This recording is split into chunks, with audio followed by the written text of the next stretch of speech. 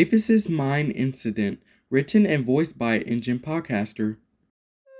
Mavis the Quarry Diesel has been working at Tidmouth Station for a while since Bill and Ben, the tank engine demon twins, got the quarry line closed down.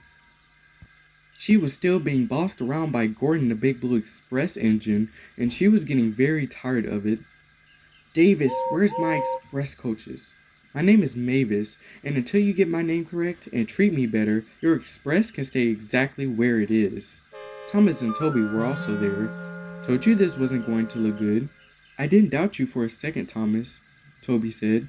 Gordon grunted. "Mavis, can you please give me my express coaches?" "Yes," she said. Then she went to go get them. Soon his train was ready. Gordon had a wicked idea that flew into his funnel. "Mavis," he called, "you know that train over there has engine parts and needs to be taken to the steamworks, but the engine who is supposed to pull it has got into a crash."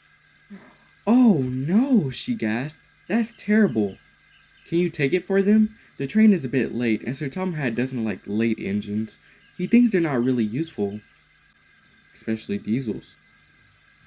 "Please, you think you're so fast, but I can beat you in a race any day." Gordon laughed. "Is it because I'm a diesel?" Mavis said. Then he stopped. "I'll give you a head start. The first one to make it back here wins," he said. "You're on." Then she coupled up to the train and headed off. She had no doubt in her mind to leave as Gordon was making her engine bubble up in anger. I'll show him late," she grunted. Soon, she made it to a junction. One line led to the quarry, which she knew was shorter, and the other line led to the Blue Mountain Quarry, which would take longer. "Maybe if I get past the quarry, Sir Topham Hatt will see that the tracks aren't so dangerous, and we could come back so I don't have to be with that big blue express engine that is too big for his buffer," she called. Unfortunately, the truck behind her had heard everything she said, and he started to giggle. "We shall give her what she wants. Spread the word back," whispered the truck to the one behind. And so he did. Soon all of the trucks knew and were ready to cause trouble.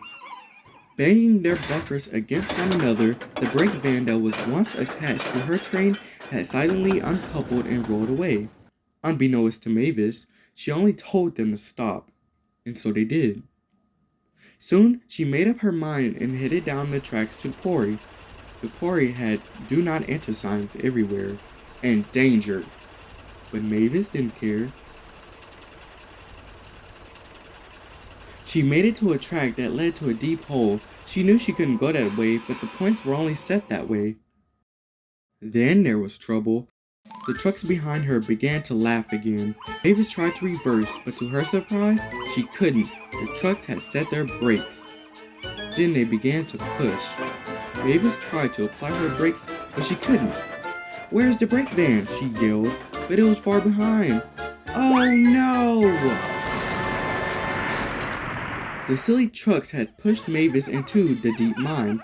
"Oh, you silly trucks!" she yelled.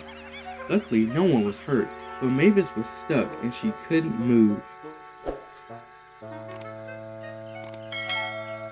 Soon Sir Topham Hatt arrived at the scene and scolded her for her disobedience and for taking the wrong train. "Mavis, I suspected more responsible actions from you." "Sorry, sir, but it wasn't my fault," she replied. "Gordon told me to take it." I see."